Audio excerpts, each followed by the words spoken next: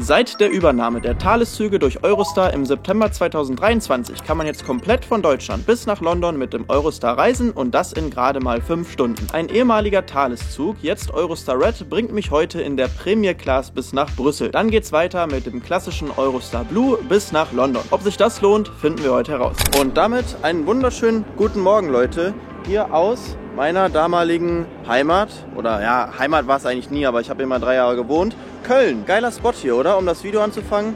Wir haben hier schön einmal den Kölner Dom im Hintergrund und hier auch direkt den Kölner Hauptbahnhof. Ich glaube, ich bin auch noch in keinem Video jemals von hier losgefahren und da habe es hier angefangen, deswegen, ja, eigentlich ganz schön. Um ehrlich zu sein, so Köln als Stadt, keine Ahnung. Irgendwie finde ich, in Deutschland gibt es schönere Städte, aber es ist trotzdem ganz nice, ne? Darum soll es jetzt aber gar nicht gehen, weil ich bin natürlich nicht ohne Grund hier. Kaffee habe ich mir gerade auch noch geholt. Auf jeden Fall habe ich einen kleinen Großbritannien-Trip geplant. Und eigentlich wollte ich fliegen, habe dann aber im Kopf gehabt, dass es jetzt eine, ich sag mal, Eurostar-Erweiterung gibt. Das sind die Züge, die durch den Eurotunnel fahren. Und ich bin auch schon mal damit gefahren, vor ungefähr 2,5 Jahren, von London nach Paris. Und ich kann mich noch sehr gut daran erinnern, weil das war so dieser erste Trip, wo ich mir dachte, ey, dieses Reisen, das ist schon ganz cool. Und vielleicht wird das ja wirklich was, dass ich das in Zukunft öfter machen kann. Deswegen freue ich mich jetzt umso mehr auf den, ich sag mal, neuen Eurostar. Und warum der neu ist und was der so kann oder was der Besonderes hat, das erkläre ich euch jetzt am Gleis. Gehen wir mal rein.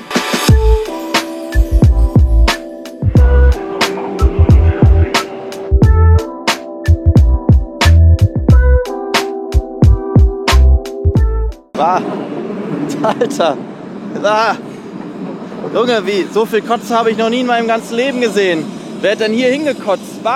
Ich dachte, ich stelle mich da jetzt schön vorne hin und mache da weiter mit dem hier, was ich euch erzählen wollte. Naja, auf jeden Fall folgendermaßen, es gibt immer noch keine Direktverbindung von Köln bis nach London, aber ich finde es eigentlich schon cool, dass man so in 5 Stunden mit dem Zug von hier bis nach London fahren kann. Und Eurostar-Züge, die sind auch pünktlich, zumindest meistens. Früher musste man mit dem Thales-Zug, Thales sagt wahrscheinlich dem einen oder anderen von euch was, hier von Köln aus losfahren, dann in Brüssel umsteigen und dann mit dem Eurostar weiter nach London. Jetzt ist es so, dass Eurostar Thales übernommen hat, also Thales gibt es, soweit ich weiß, gar nicht mehr. Die Züge wurden umgebrandet und das ist jetzt quasi seit ungefähr einem Jahr so der neueste Eurostar, beziehungsweise die neueste Eurostar-Strecke, falls man das so sagen darf. Ich bin gespannt, es gibt 3 Klassen, einmal die Standardklasse, dann die Plus-Klasse und die Premier-Class. Wir fahren natürlich Premier-Class. Bin ich auch schon mal gefahren, ich habe das gut in Erinnerung, ich habe jetzt viel mehr Erfahrung, würde es mir gerne nochmal anschauen. Wir haben jetzt tolles Gourmet-Frühstück, soweit ich weiß, auf der ersten Strecke nach Brüssel. Dann haben wir in Brüssel auch die Eurostar Lounge, die gibt es in Brüssel,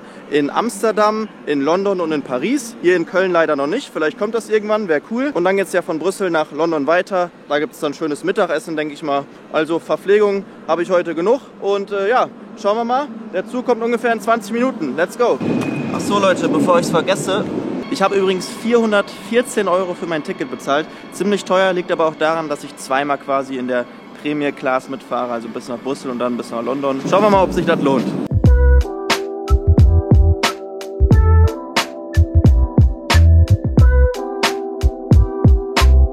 So Leute, ich stand mal wieder komplett falsch. Aber hier haben wir den Zug. Sieht noch genau aus wie die Thales-Züge, nur halt jetzt mit Eurostar-Schriftzug. Bin jetzt mal gespannt, wie es drinnen aussieht. Ah ja, dann können Sie. Ja, gehen Sie am besten in die Mitte. Ja. In 24, dann können wir das machen. Ja. Ah, ich bin schon da. Wagen 21. So Leute, angekommen hier im Eurostar. Ich muss sagen, ja, ist ganz nett. Man hat leider nicht so viel Platz wie in dem Eurostar, der später noch kommt. Glaube ich zumindest. Müssen wir vergleichen.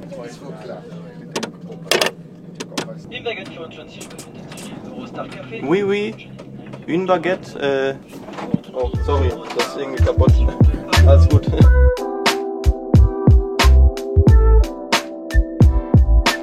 Und dann kam auch schon das Essen. Im Eurostar gibt es leider nur bis 10 Uhr morgens Frühstück. Ich war jetzt kurz nach 10 an Bord. Und hier auf der Strecke konnte ich wählen zwischen einem vegetarischen Lunch und halt diesem Lunchmeal, was ihr hier jetzt gerade seht. Waren in diesem Fall auch alles kalte Mahlzeiten. Ja, wir haben hier jetzt so ein bisschen Beef. Ein ziemlich hartes Brötchen. Obwohl, geht. Und so ein Kuchen. Habe ich mich wohl doch vertan. Gibt kein Frühstück, das ist jetzt schon Lunch. Aber ich heute zweimal Lunch. Und hier noch so ein Käse.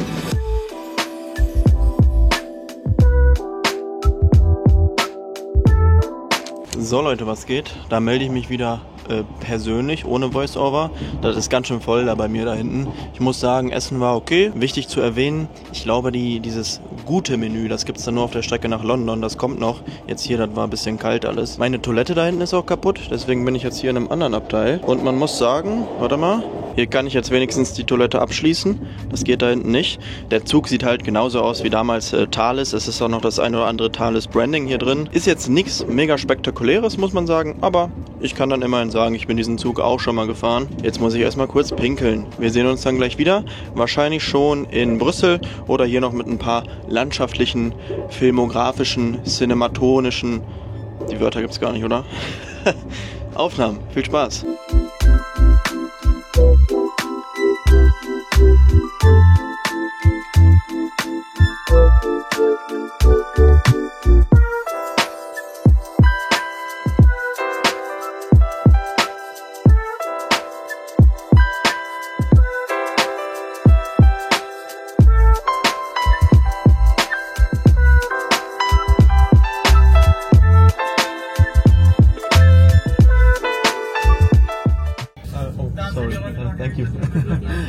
Bonjour, bonjour, un Chocolat?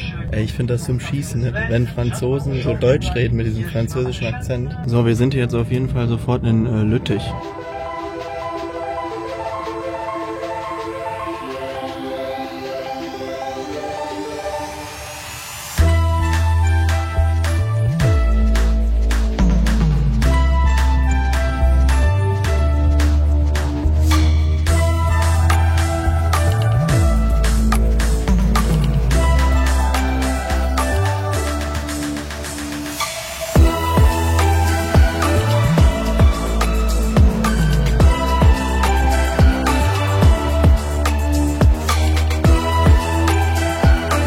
Und damit herzlich willkommen in Brüssel. Brüssel-Midi. Es gibt hier, glaube ich, 3 große Bahnhöfe. Einmal Brüssel Süd, Brüssel Zentral und Brüssel Midi. Midi, wie auch immer. Guck mal, da könnt ihr noch einmal meinen Zug sehen.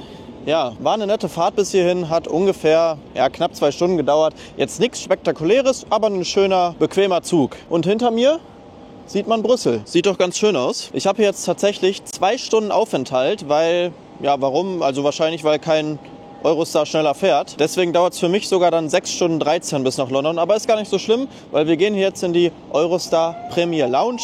Mal gucken, wie die so ist. Und bevor es da jetzt aber reingeht, heute ist Samstag und ich bin nicht in Deutschland, ich bin ja großer Fußballfan. Ich versuche trotzdem das ein oder andere Spiel zu gucken und da hilft mir wie schon so oft mal wieder mein Partner NordVPN. Ein super VPN, der auch gut funktioniert. Mit diesem ganzen kostenlosen Schmarrn geht das dann meistens nicht. Schon mal Shoutouts, danke fürs Sponsern des Videos und was NordVPN noch so kann, stelle ich euch jetzt mal schnell vor. Neben meinem großen Hobby, dem Fußball, den ich dank eines guten VPNs von überall auf der Welt verfolgen kann, ist Sicherheit auch ein wichtiger Faktor. Über meinen Link nordvpn.com/alexv gibt es übrigens 4 Monate extra dazu. Um von überall auf der Welt meine Videos hochzuladen oder generell zu arbeiten, war ich letztes Jahr bestimmt in über 500 verschiedenen Netzwerken und einige davon sind auch nicht immer ganz so sicher. NordVPN sorgt aber stets dafür, dass meine IP-Adresse verborgen und meine Online-Aktivität verschlüsselt wird, um meine Privatsphäre bestmöglich zu schützen. Außerdem kann man das sogenannte Geoblocking easy umgehen, um, wie schon eben erwähnt, halt meine Fußballspiele von überall auf der Welt zu schauen. Das gilt aber auch für viele Serien, die sonst im Ausland oft gesperrt sind und auch für soziale Netzwerke, wie zum Beispiel TikTok, da hätte ich in Indien gar keinen Zugriff drauf gehabt. Ein weiteres tolles Feature ist der Bedrohungsschutz, den ihr unbedingt aktivieren solltet. Neben nerviger Pop-Up-Werbung werden auch Fake-Online-Shops und Webseiten mit betrügerischen Absichten erkannt und direkt blockiert, so seid ihr immer auf der sicheren Seite. Ihr könnt bis zu 10 Geräte gleichzeitig über euren NordVPN-Account laufen lassen und dabei auf Server in 118 Ländern, die zu den schnellsten auf dem Markt gehören, zugreifen. Unter nordvpn.com/alexv gibt es 4 Monate gratis dazu, solltet ihr euch für das 2-Jahres-Paket entscheiden. Und keine Sorge, falls ihr euch dann doch nochmal umentscheiden solltet, gibt es eine 30-Tage-Geld-Zurück-Garantie. Klickt auf den ersten Link in der Videobeschreibung, gönnt euch ein bisschen mehr Sicherheit und ein paar weitere Vorteile. Und wir fahren jetzt weiter Zug.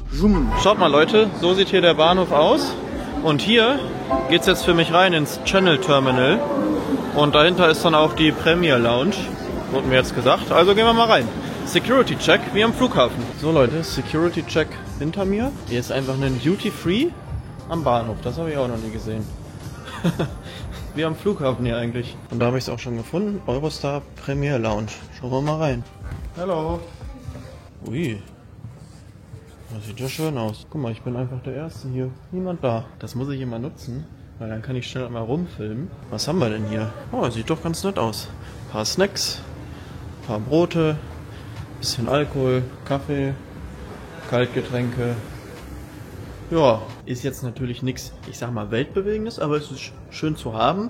Und ich muss sagen, ich bin natürlich durch meine ganzen Reisen und diese ganzen Flüge ein bisschen abgestumpft, weil man natürlich schon Dinge gesehen hat. Da hätte man niemals gedacht, dass die so existieren, ne? Hallo. Naja, jetzt trinke ich hier schön einen Kaffee, kleinen Snack oder so. Oh, hier kann man sich sogar anlehnen. Schön. Und dann habe ich jetzt noch 1 Stunde 50 Aufenthalt hier. Und dann geht's weiter nach London. Ich finde, ich sehe auch sehr british aus heute, oder? Hier mit meinem Kurzhaarschnitt. So, bis gleich.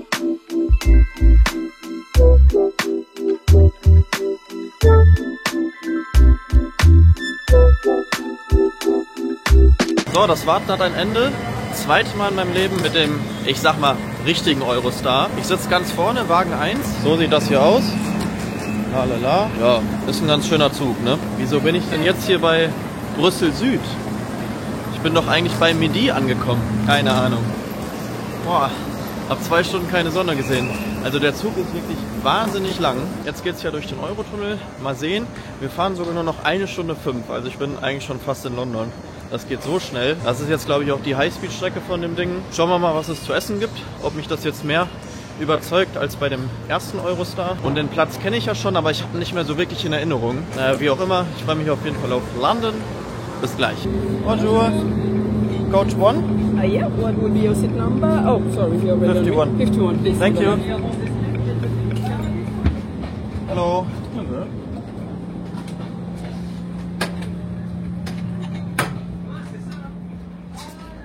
So, und da sind wir. 51. Das ist mein Platz.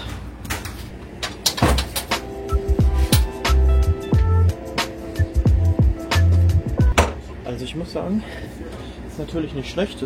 Der Platz ist okay. Ist jetzt auch nichts Besonderes. Würde ich sogar fast sagen, die eben waren deutlich bequemer. Nur hier, wenn du dann so einen Tisch hast, schön zum Essen, ist natürlich nochmal besser, ne? Also 414 € ist schon ein stolzer Preis. Naja, noch nicht vorurteilen, wir warten aufs Essen. Direkt auch mal ein kurzer Toilettencheck hier am Eurostar.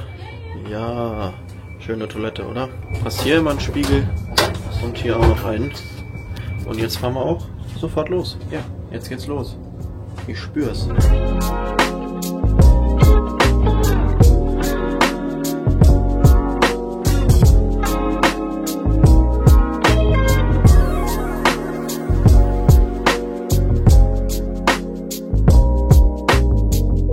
So, wir haben jetzt gerade Brüssel verlassen und ich zeige euch das einmal hier auf der Karte.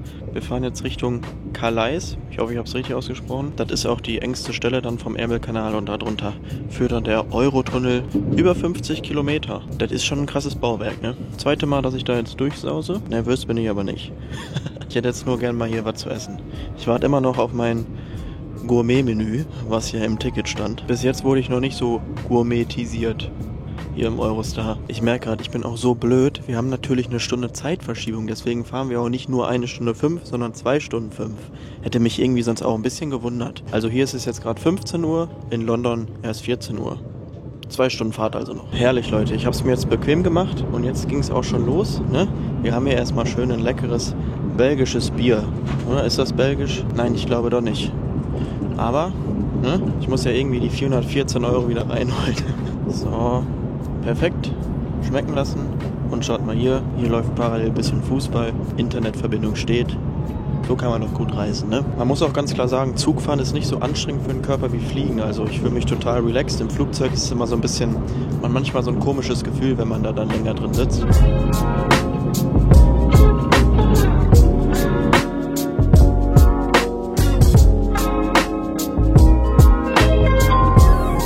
So, schaut mal hier, ich habe tatsächlich jetzt ein Menü bekommen und ich weiß noch, beim letzten Mal war das ein QR-Code und jetzt haben sie das hier schön als Menü verpackt.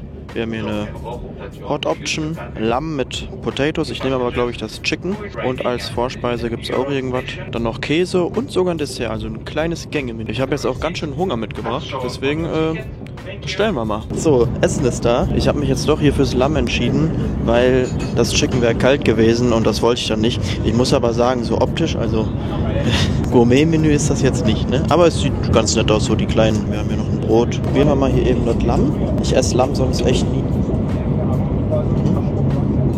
Ist auf jeden Fall lecker. Zero B. I don't know if you couldn't remember the ISO, no? Thank you. Auch wirklich sehr nette Mitarbeiter hier. Also ich muss sagen, das Essen ist auf jeden Fall schon lecker. Ich muss ehrlicherweise sagen, ich hatte das exquisiter in Erinnerung. Aber damals hatte ich halt auch noch nicht so viel Erfahrung, würde ich mal sagen. Und jetzt haben wir hier auch noch den Nachtisch. Guten Appetit. Der ist lecker. Boah, sind wir schnell. So ein Nuss-Vanille-Kuchen ist das. Also der Nachtisch gefällt mir am besten von allen Sachen. Von mir gibt es 7 von 10 Punkte hier fürs Essen. Also es ist solide, jetzt nichts Umwerfendes, aber auf jeden Fall lecker. Ich würde gerne noch wissen, wie schnell wir fahren, aber ich habe leider gerade kein GPS-Signal.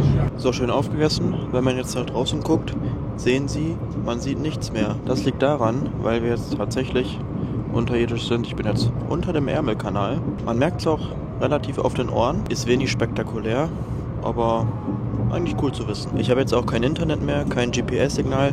Mich würde interessieren, wie schnell wir fahren, aber kann ich jetzt so schwer ermitteln. In 50 Minuten kommen wir auch schon an und ich glaube, da sehen wir uns dann gleich wieder in London. Es sei denn, irgendwas Krasses passiert noch.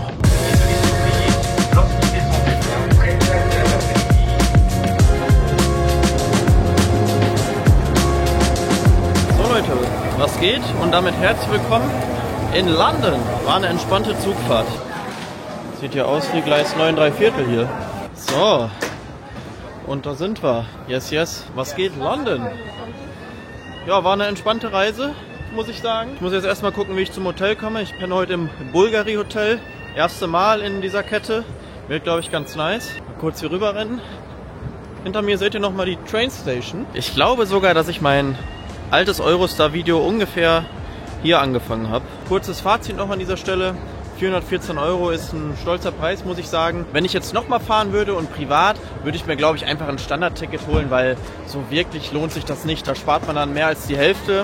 Also diese Premier-Tickets sind immer extrem teuer, auch wenn man ziemlich weit im Voraus bucht. Ja, man hat halt ein bisschen mehr Platz, ein bisschen mehr Privatsphäre und kriegst halt was zu essen. Das Essen ist in Ordnung, aber ist jetzt nicht, ich sag mal, eine Dining Experience oder dieses Gourmet-Menü, wie es dann oder als was es dann angepriesen wird. Trotzdem war es cool und ich bin froh, dass ich jetzt auch den neuen Eurostar mal gefahren bin. Für mich geht es jetzt hier in die King's Cross U-Bahn Subway, wobei ich weiß gar nicht, heißt sie hier überhaupt Subway?